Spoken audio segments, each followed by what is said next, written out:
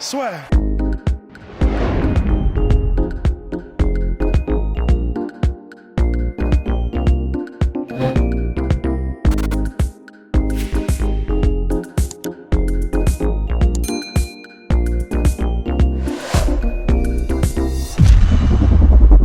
Bonjour à toutes et à tous, bienvenue dans le podcast là sur la interview d'une légende du MMA français finalement, l'entraîneur de l'entraîneur, Monsieur Mathieu Nicourt. Bonjour Mathieu, merci d'avoir accepté notre interview.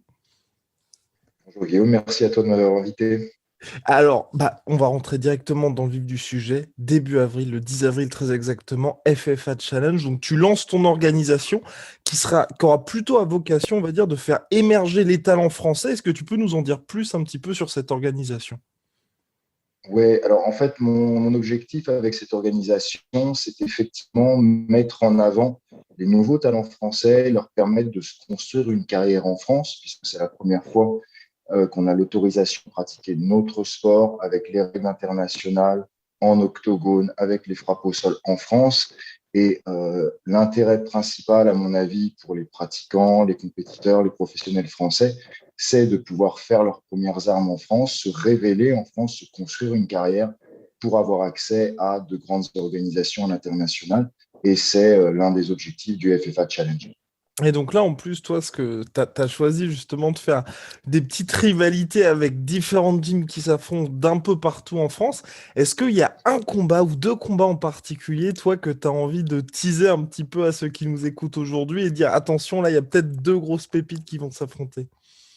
Alors, je pense que effectivement, la rivalité entre les équipes, moi, c'est quelque chose que j'ai toujours connu depuis les débuts du MMA. C'est quelque chose qui était très stimulant pour nous tous, qui a fait qu'on a tous appris à se connaître, qui fait que tous les acteurs du MMA français, depuis les débuts de la discipline, c'est-à-dire maintenant 25 ans, on s'est côtoyés sur le bord des tapis, en avant nos élèves, on a créé des écoles. Il y a des styles qui se sont opposés pendant un certain temps. Maintenant, évidemment, tout le monde est complet, tout le monde pratique en boxe, en lutte au sol, mais il y a quand même des méthodes d'enseignement qui sont les spécificités de chaque grande école française, et c'est ces écoles françaises de formation que je veux mettre en avant. Et ce que je voudrais, enfin ce que je veux, et tous les grands entraîneurs français ont répondu présent, j'en suis très heureux, c'est que ce soit une confrontation entre des combattants, mais aussi entre leurs coachs à travers les combattants, et qu'on voit de grands coachs, d'anciens grands combattants français devenus entraîneurs, qui ont formé plusieurs générations de combattants maintenant, puissent venir s'affronter, qu'on puisse les voir dans le coin à travers leur école. Donc ça, c'était un bel objectif, je trouve, pour rendre hommage à tous ceux qui ont permis à cette discipline d'être ce qu'elle est aujourd'hui en France. Et donc, à l'UFC, il y a Dana White qui fait ses If You Don't Know, Now You Know pour celles et ceux en fait qui regardent juste le main event et ensuite sur le reste de la carte, ils sont là-bas, quel combat choisir. Toi, s'il y a, allez, trois combats que tu dois vendre là au public où tu dis, ceux-là, faut pas les manquer, lesquels ça pourrait être? Alors, il y a bien évidemment le main event de la soirée, Chris Lenzwak. C'était une volonté aussi de mettre les femmes en avant pour montrer au grand public qui maintenant va pouvoir accéder à beaucoup plus de diffusion du fait qu'il y ait des événements en France, que on n'est pas un sport de brut, que c'est le sport de combat le plus complexe qui existe, qu'il faut être intelligent pour remporter des combats en MMA, et que évidemment les valeurs françaises, toutes les valeurs françaises sont présentes dans notre sport. Donc mettre en avant les femmes, c'était très important pour nous. Évidemment, ce combat-là, il faut le regarder.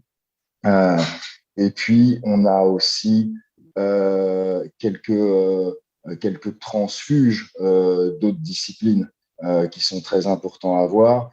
Messi Katanga, titré en judo, qui fera ses premières armes en MMA, forcément, ça va forcément attirer l'attention, ça va forcément être quelque chose à voir contre un adversaire qui n'est pas n'importe qui non plus et qui a accepté le challenge. Il va y avoir une belle opposition de style. Euh, dans les combattants un peu moins connus, moi, de mon équipe de la Free Fight Academy, je voudrais mettre en avant Bourama Kamara, dans les moins de 77 kilos, dans lequel je fonde de grands espoirs. qui jusqu'ici a un parcours exemplaire et qui, je pense, devrait exploser incessamment sous peu. Mais il y en a encore beaucoup, beaucoup d'autres. Et donc toi, ça fait 25 ans là que t'es dans le game finalement. Et est-ce que t'as vraiment vu une évolution là, tu vois, on nous promettait monts et merveilles, bien évidemment, avec la normalisation du MMA. Est-ce que pour toi, t'as vu un réel changement, quelque chose de vraiment palpable? Et si pour toi, il y a eu un avant-après, ou pour l'instant, ça reste encore assez timide? Alors, je pense qu'il n'y a pas eu un changement radical, mais je ne m'attendais pas non plus à ce qu'il y en ait un. Je pense que les choses vont aller assez vite, mais ça va quand même se construire étape par étape. Moi, mon opinion, évidemment, j'ai vu les tout débuts du sport. L'appellation MMA n'existait pas encore à l'époque, au moment où nous, on combattait. Donc, le sport s'est vraiment créé pendant ces 25 dernières années. Donc, j'ai vu toute cette évolution de la confrontation d'une discipline à une autre, l'apparition des catégories de poids, pour en faire un vrai sport le seul qui a réussi à détrôner la boxe aux États-Unis en termes d'audimat, ce qui est quand même, ce qui est quand même extraordinaire. Après, depuis la légalisation en France, il y a quand même des changements. On sent notamment que les médias ont un regain d'intérêt pour nos disciplines. On n'a pas pu en récolter encore vraiment les fruits à cause de l'épidémie qui a un peu freiné le mouvement, d'où l'intérêt d'organiser, même à huis clos, malgré l'épidémie, à mon avis. Il faut absolument qu'on le fasse, qu'on profite de cette chance d'avoir le MMA en France, même si c'est dans des conditions un peu plus difficiles. Mais je pense que ouais, le gros changement que j'ai pu sentir, c'est l'intérêt nouveau des médias. On est beaucoup plus sollicité à l'heure actuelle. Le CSA qui va autoriser sur les chaînes françaises, ça va être un grand changement aussi. La création de plateformes spécifiques pour les sports de combat comme Fight Nation de Arnaud Romera, avec lesquels on collabore pour la diffusion du FFA Challenge. Toutes ces initiatives-là, tous ces nouveaux mouvements, parce que je crois aussi beaucoup au développement de l'Internet, des réseaux, des diffusions en ligne. Et tout ça, je pense que ça va être décuplé par la légalisation d'événements, par la légalisation du MMA et des événements de MMA en France. Ouais, bien sûr, c'est vrai que ça fait les possibilités semblent quasi infinies, bien évidemment. Et toi, justement, avec la Free Fight Academy, tu as dit que l'appellation MMA n'existait pas à l'époque. Est-ce que tu t'es posé la question de justement changer de nom? Oui, je me suis posé la question, mais en fait, tu sais, je vois même sur Facebook, quand il y a des vidéos, quand l'UFC diffuse des vidéos, des fois, même eux utilisent le mot Free Fight, en fait, pour présenter la vidéo. Et j'ai évidemment, il y a un attachement sentimental à ce nom parce que c'est le club que j'ai créé à l'époque. Et nous, à l'époque, Free Fight, bon, c'est un faux anglicisme en fait, mais c'était beaucoup plus parlant pour le grand public. Même quand le MMA, quand l'appellation a commencé à se diffuser, il a fallu du temps avant que les gens, avant que les gens puissent comprendre la signification de ces trois lettres. C'est vrai que Free Fight, c'était plus simple. Mais après, maintenant que tout le monde connaît l'appellation MMA, j'aurais pu changer, évidemment. Mais j'aime bien cette appellation-là, c'est notre marque de fabrique. Il y a une vraie histoire derrière, puisqu'on a des générations de combattants, de champions qui sont nés dans ce club. Donc, je vais garder ce nom-là, j'y tiens beaucoup. Voilà. Et donc, tu as eu la casquette avant d'être bien évidemment entraîneur à plein temps, tu étais combattant. Ensuite, il y a un moment, tu as eu la casquette aussi entraîneur et combattant quand tu as fait ton comeback. Comment est-ce que ça s'est passé justement pour toi de faire la transition, sachant que tu as eu une carrière plus qu'honorable en tant que combattant professionnel? Comment ça s'est passé exactement le chemin de passer de combattant à entraîneur à plein temps? Et finalement, jamais En quitter fait, le sport aussi. Ouais. ouais. En fait, ce qu'il faut savoir, c'est que j'ai finalement toujours été à la fois combattant et entraîneur, puisque quand moi j'ai commencé, premier combat c'était 97, et les Mhm. clubs de MMA français, bien sûr, n'existaient pas. Donc j'ai créé mon club aussi pour avoir des partenaires d'entraînement et préparer mes combats. D'accord. Ce qui fait que euh, j'ai fait toute ma carrière en n'ayant pas de coach, en fait. C'est-à-dire que c'était moi le coach. Et c'était des élèves qui venaient avec moi dans le coin. D'accord. Donc, j'ai toujours cumulé les casquettes d'entraîneur et de combattants, ce qui n'est pas forcément simple, c'est parce qu'en fait, il fallait tout faire. J'étais manager, coach, combattant professionnel, en fait, on faisait tout. Et le changement pour moi, ça a été quand j'ai arrêté les combats et que je n'ai plus été que entraîneur, en fait. Où là, bon, je pense que tous les combattants vivent ça. Il y a toujours une envie. On a du mal à s'arrêter définitivement. On s'entraîne avec les jeunes. On se dit, mais finalement, j'y arrive toujours. Et donc, on a encore envie. Et puis, bon, bah, il y a l'âge, les blessures.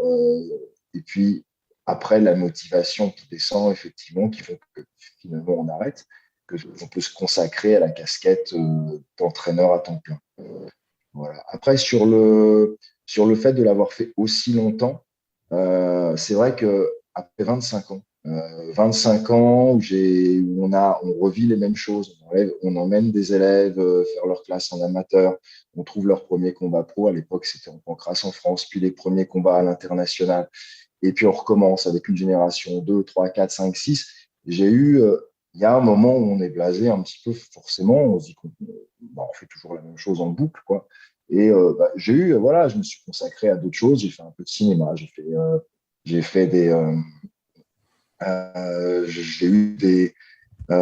j'ai eu des opportunités autres dont je me suis amusé à faire d'autres activités, développer d'autres projets. Je me suis consacré à ma famille et mes enfants aussi.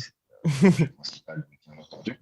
Et maintenant que les enfants sont grands et maintenant que j'ai pu m'éclater un petit peu dans d'autres trucs, j'ai eu ce regain d'intérêt pour la discipline. J'ai bien toujours continué les activités du club, hein, mais en déléguant un peu plus et pendant un moment en étant un peu moins présent. Et maintenant que la boucle est bouclée, la motivation, j'ai retrouvé la même motivation que lorsque j'étais au tout début, lorsque j'avais créé mon club. Et ce renouveau, cette légalisation de la discipline, c'est encore quelque chose de plus qui apporte une motivation, d'où d'où l'envie de réaliser de grands projets pour le MMA, pour l'équipe, la Free Fight Academy bien sûr, mais pour le MMA en général en France. Ok. Et plus globalement, c'est peut-être aussi pour ça que c'est aujourd'hui, à ce moment-là, que tu crées ta propre organisation. C'est parce que c'est quelque chose qui va te faire vibrer en particulier. Alors, oui, ça crée une émotion, ça crée un challenge, ça développe des projets parce que bon, je ne pourrais pas tout dévoiler aujourd'hui, mais il n'y a pas qu'une organisation prévue.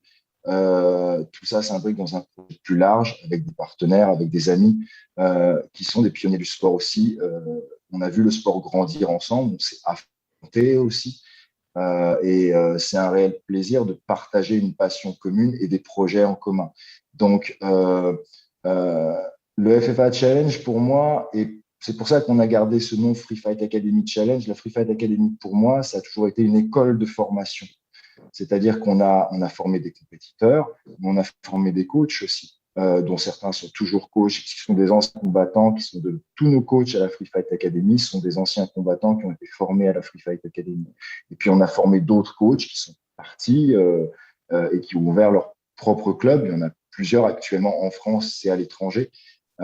Qui ont été formés au club et qui ont créé leur propre structure aussi. C'est une grande fierté aussi, même si ça fait du mal de voir partir les gens à un certain moment. Hein. Mais on se rend compte que voilà, c'est le jeu de la vie et que ça continuera à être comme ça. Mais donc, il y a le côté formation, c'est quelque chose de très important pour moi. Et cet événement, le FFA Challenge, c'est une continuité de ça. C'est-à-dire qu'à partir du moment où tu formes des combattants, l'objectif pour eux, c'est aller faire leurs preuves en combat. Donc, il faut leur fournir un espace où ils puissent faire leurs preuves. Et c'est le premier objectif. Ok.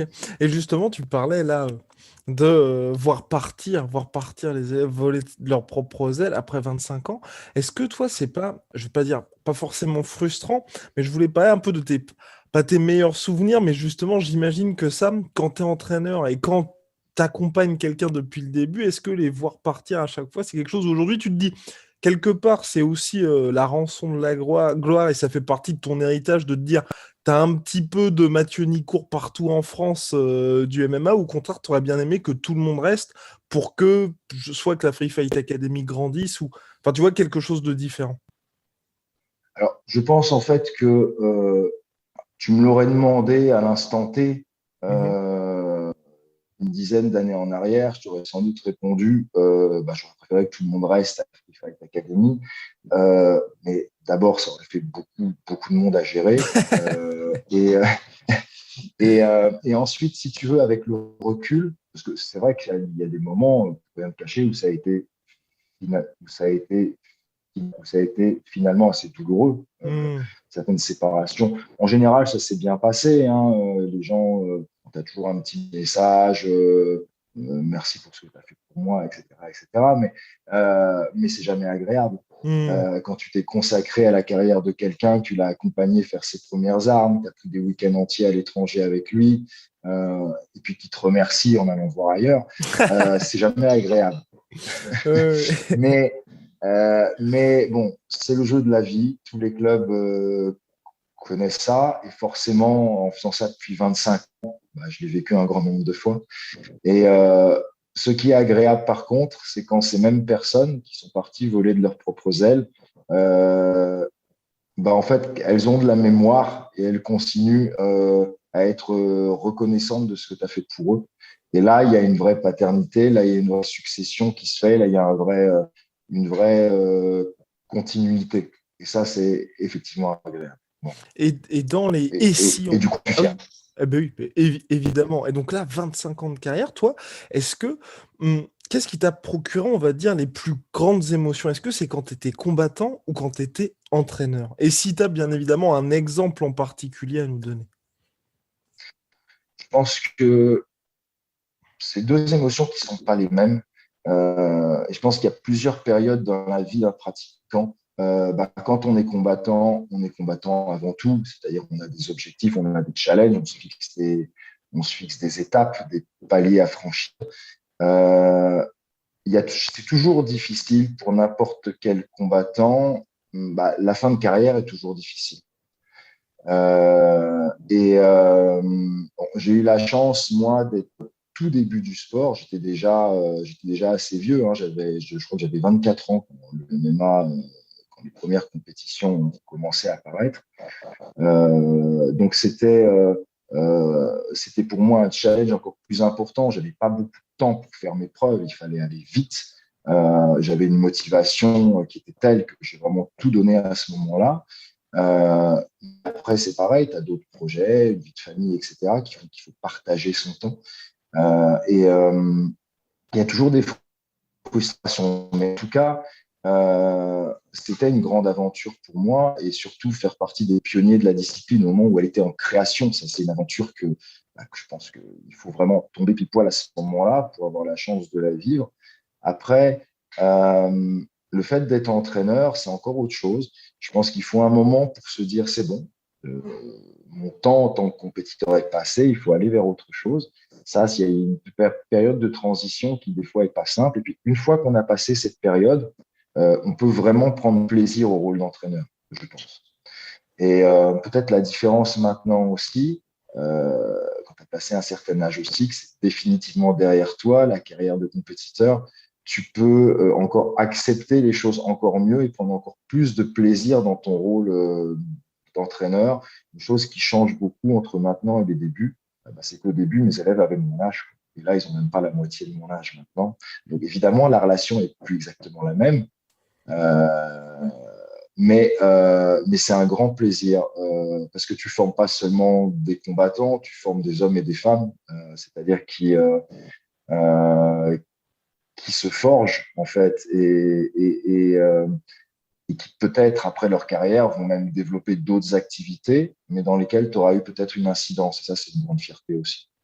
Et à l'opposé de ça, bien évidemment, est-ce que, enfin, on va dire, je vais pas dire les plus grandes difficultés, mais tu vois, les moments les plus difficiles, est-ce que ce sont des moments que tu as eu quand tu étais combattant ou quand tu étais entraîneur? Parce que la plupart du temps, moi, quand je parle avec les entraîneurs, c'est vrai que le, ce dont ils me parlent le plus souvent dans ces difficultés-là, c'est le fait que quand tu es combattant, finalement, c'est toi, tu vois, tu vas dire, je vais aller au sol, enfin, tu ressens directement les choses.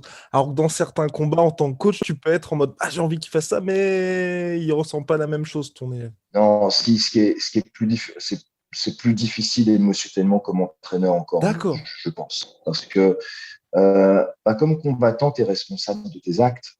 C'est-à-dire que bon, tu sais ce que tu as à faire. Des fois, tu n'as pas fait exactement ce que tu avais prévu. Tu te remets tu réfléchis par rapport à ce qui s'est passé. Tu prépares le prochain combat. Mais les émotions, positives ou négatives, c'est toi qui les as. Donc, c'est toi qui les gères. Donc, on peut se conditionner avant un combat, on peut se conditionner positivement pour rebondir après une défaite. C'est beaucoup plus dur quand tu dois partager ça avec une autre personne et que tu n'as pas la maîtrise complète de ce qui se passe dans sa tête, en fait. Et quand tu vois la souffrance de l'élève qui est déçu et qui attendait tellement, qui avait de grands espoirs, que ces espoirs, que dans sa tête, il a l'impression que toute sa vie est terminée. Alors, bien sûr, c'est pas le cas, mais c'est quelque chose qui te touche énormément. Bien sûr, tu fais au mieux pour l'aider à surmonter les épreuves, mais comme c'est pas toi, il y a une partie que tu maîtrises pas. Et cette partie que tu maîtrises pas, c'est celle-là qui est la plus difficile à vivre, je pense. Hmm.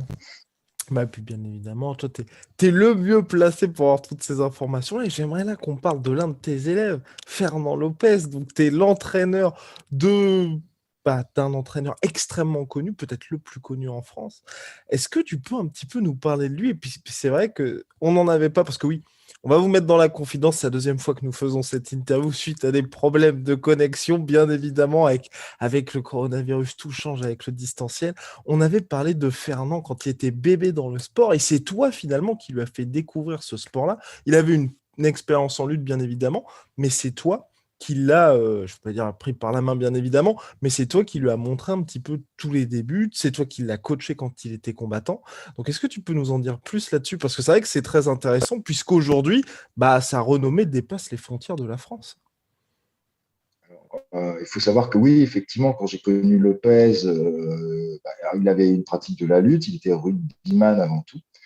Donc, c'était déjà un sportif qui avait déjà une expérience de la compétition à haut niveau, mais qui connaissait rien du MMA, effectivement. Donc, il a fait toutes ses premières armes en MMA à la Free Fight Academy, en tant que combattant et aussi en tant qu'entraîneur, puisque je lui ai confié un poste d'entraîneur aussi. Ça a été la première personne, quand je ne pouvais plus assurer tous les cours au club, c'est la première personne à qui j'ai confié ce type de responsabilité au club.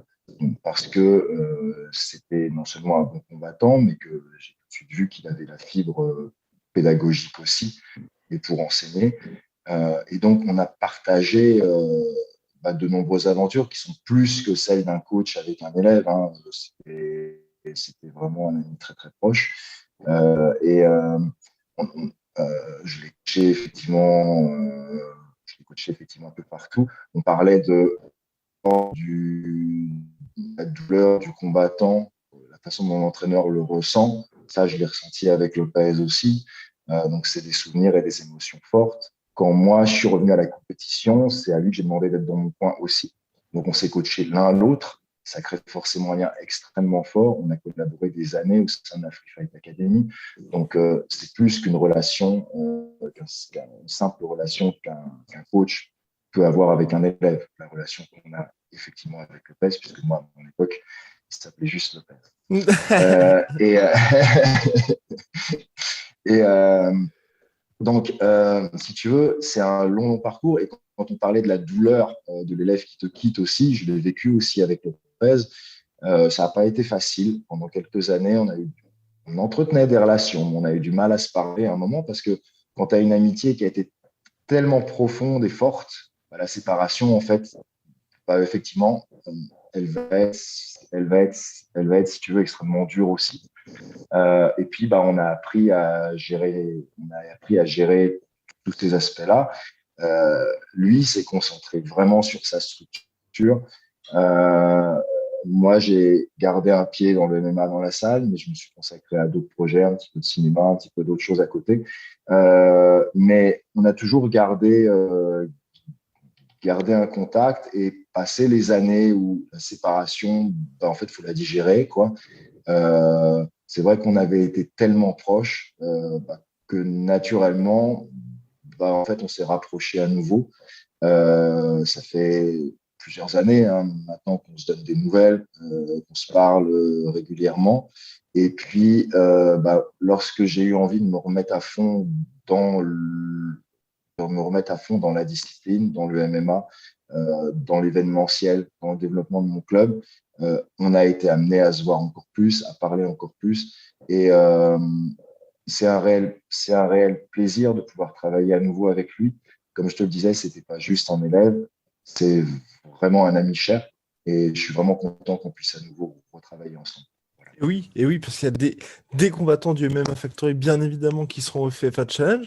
Et je voulais te poser une autre question sur donc Fernand, ce que je trouve aussi intéressant. Et ça, c'est que par rapport aujourd'hui, quand on regarde, tu vois, tous les, on va dire, piliers du MMA en France, j'ai l'impression que c'est celui qui est arrivé peut-être en dernier, mais qu'à la différence de ce que toi tu peux avoir, ou les autres qui étaient là depuis plus longtemps, qui sont peut-être concentrés sur le sportif, il a eu cette vision en fait de se dire il faut aller vers ci, il faut aller vers ça. Je vais pas dire quelque chose à l'américaine, mais tu vois, ce souci aussi de l'image quelque part. Et est-ce que ça c'est quelque chose qu'il a eu depuis toujours et en fait, ou quand toi il est arrivé, il avait déjà ça, ou c'est venu avec l'expérience aussi du haut niveau? Alors, je pense qu'il y a plusieurs choses. Pour citer quelques anecdotes, tu parlais de l'importance de l'image. Effectivement, je pense que Lopez, depuis que je le connais, il sait l'importance de l'image et il est sensible à cet aspect-là. On avait souvent, euh, alors que moi, du coup, je suis obligé de me forcer un peu. Hmm. C'est pas quelque chose qui me vient naturellement. Je me rappelle de discussions qu'on avait où il me disait, mais tu peux pas faire ça, Mathieu. Il faut quand même que tu fasses un effort au niveau de l'image. Nanana. Donc, il a toujours eu ça en tête. Euh, et, euh, et je pense que effectivement, surtout de nos jours avec les réseaux, c'est extrêmement important. Mais il y a aussi, je pense que pour comparer avec la génération, enfin, les gens qui étaient encore plus anciens, le modèle classique du sport français, c'est un modèle associatif. Quand tu parles créer un sport, quand tu parles créer un club, on te dit il faut créer une association en Mhm. 1900. C'est le fonctionnement en France. C'est-à-dire que n'importe qui veut créer son club va créer une association à but non lucratif, etc., etc. Et à but non lucratif, ça sous-entend que tes ambitions, elles sont pas si importantes que ça, puisque de toute manière, ça reste à but non lucratif. Hmm. Et il y a un côté finalement très amateur dans la façon d'envisager d'une manière générale le sport en France. Et je pense que Lopez a peut-être été le premier à envisager ça vraiment sous l'aspect strictement professionnel, en s'attaquant à alors, il y a aussi Lopez, c'est un boulimique de travail euh, qui s'est formé dans les différents aspects du sport et que la différence a été qu'il a vraiment professionnalisé immédiatement. Il est parti avec un projet professionnel, effectivement à l'américaine, qui n'existait pas en France effectivement à l'époque. Tout le fait qu'il ait pris un peu d'avance et que maintenant c'est un challenge de réussir à le rattraper. Ah là là là là là là. Non, mais bah, affaire à suivre de toute façon, hein, ça va être assez intéressant. Et puis Mathieu, donc j'avais bien évidemment une autre question à te poser, ça va être la dernière question. Toi, je le dis depuis le début, mais ça, et toi aussi tu le dis, tu as une expérience longue comme le bras dans le sport en France. Est-ce qu'aujourd'hui, il y a une pépite, un talent français qui, toi, t'impressionne particulièrement et sur lequel, dans ses combats ou dans ses entraînements, parce que peut-être que c'est quelqu'un que nous ne connaissons pas, où tu lui, pour l'avenir, il faut vraiment le suivre, ou alors quelqu'un qui t'a marqué dans ses combats actuellement. J'ai regardé le combat de Cyril Gann. Euh, moi, je trouve que c'est un bel étendard français. Euh, alors, le dernier combat, c'est pas le plus passionnant qu'on a vu parce qu'il y avait un adversaire qui avait des qualités qui étaient celles qu'il avait et qu'il a joué intelligemment son jeu pour remporter la victoire. Mais je pense que c'est vraiment quelqu'un qui peut être un porte-étendard pour la France, pour le MMA, parce que on le sent vraiment imprégné de la culture de son pays. Il en parle bien, il Mhm. s'exprime bien. Et ça, c'est très important. On parlait de la communication, on parlait de l'image. C'est vraiment important de vendre notre sport à ceux qui commencent seulement à s'y intéresser. Et c'est surtout un grand champion avec des qualités athlétiques, mais aussi technico-tactiques, qui a une maîtrise des différents aspects du combat, qui vient du pied-point, mais qui a montré qu'il pouvait s'adapter aux différentes distances de combat. Et moi, je pense qu'il a toutes les qualités pour vraiment aller très, très loin et représenter la France à l'UFC. Donc là, c'est le dernier au niveau international que j'ai remarqué ces derniers temps. Si je pouvais en citer d'autres, il y a Mansour Barnaoui. Ce que j'apprécie, moi, chez ce combattant, c'est que non seulement il y a un potentiel, il y a des gros résultats, mais il y a des valeurs aussi. Voilà un combattant qui est resté fidèle à son petit club et qui a fait toute sa carrière avec le même entraîneur et qui a montré qu'on pouvait faire ça et aller à très haut niveau et construire une grande carrière. Et ça, je trouve que c'est beau aussi, par exemple.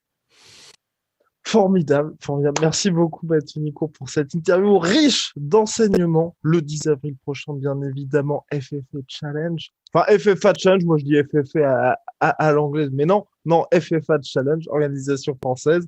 Bah voilà, on sera tous devant nos écrans. Merci beaucoup, Mathieu. Merci à toi.